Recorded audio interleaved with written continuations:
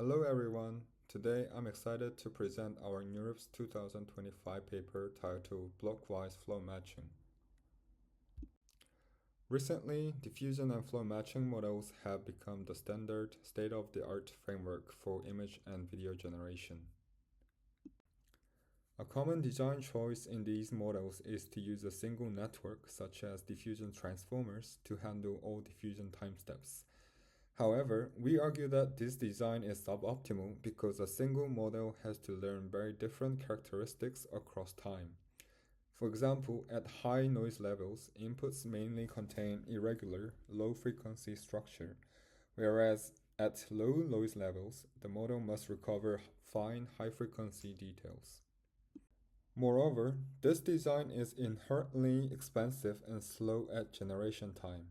For example, with t sampling steps and a model size of m, the total inference cost scales as O to m times t. Since flow matching models typically require 10 to 50 steps, a large model size quickly becomes a bottleneck for inference. To address these problems, we propose blockwise flow matching. Our idea is straightforward but effective. Is to divide time steps, conquer them with smaller specialized networks.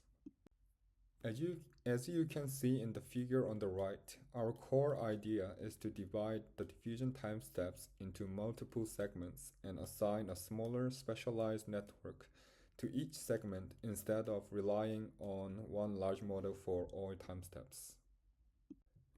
This blockwise flow modeling allows each network to specialize in a specific time segment, which leads to more accurate predictions. Moreover, because each model is much smaller than a single network, the overall inference becomes faster and more computationally efficient.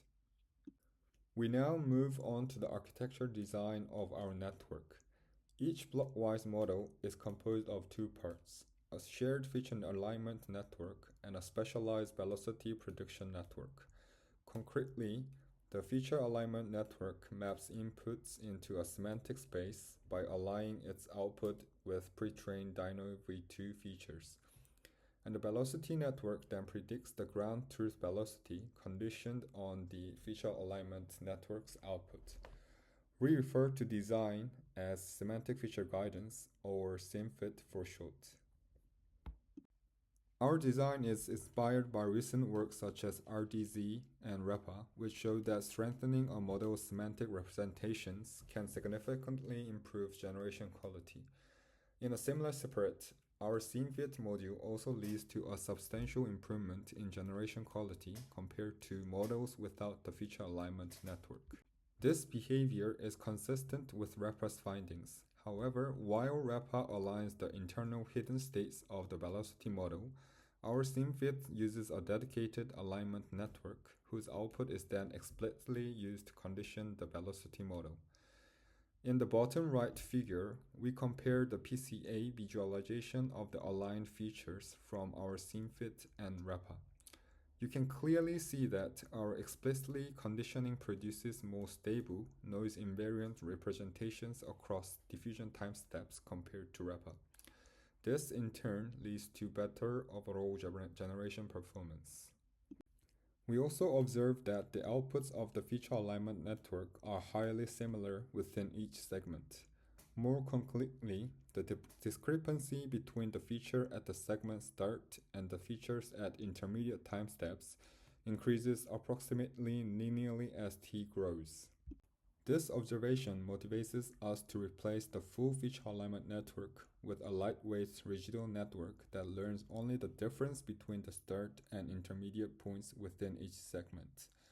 Concurrently, after training the original feature alignment network and the velocity model, we freeze the feature alignment network and it treats its output as ground truth features.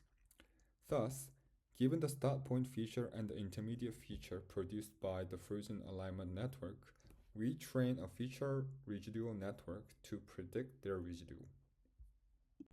Then, for intermediate time steps, we can replace the full feature alignment network with the lightweight feature residual network. Without our residual network, the feature alignment network would need to be evaluated at every diffusion sampling step, which is computationally expensive. In contrast, with our approach, we can efficiently approximate the alignment features at intermediate time steps using the feature residual network conditioned only on the start point feature.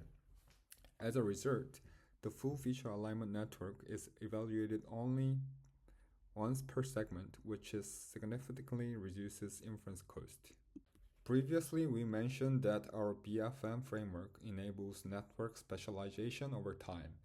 To verify this, we analyzed the training loss of BFM and a standard flow matching model within each temporal segment.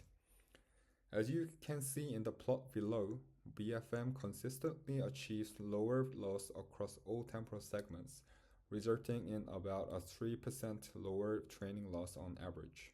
Furthermore, we analyzed the spectral frequency distribution of images generated by BFM, SIT, and real images. We observed that images generated by BFM exhibit a frequency distribution that is much closer to real images across the entire spectrum compared to SIT. These results further confirm the effectiveness of BFM's network specialization. We also analyzed the inference efficiency of BFM. With the same 246 sampling steps, BFM achieves a 1.1 to 2.3x speedup in latency compared to the standard flow matching model. Therefore, BFM provides a much more favorable trade-off between generation performance and inference complexity compared to various diffusion baselines. Lastly, we compare BFM performance to SOTA models on ImageNet at 256 resolution. Compared to SIT and REPA, BFM achieves a lower FID of 1.75 with lower inference plops. Moreover, our efficient variant with feature residual further reduces inference cost without degradation in performance.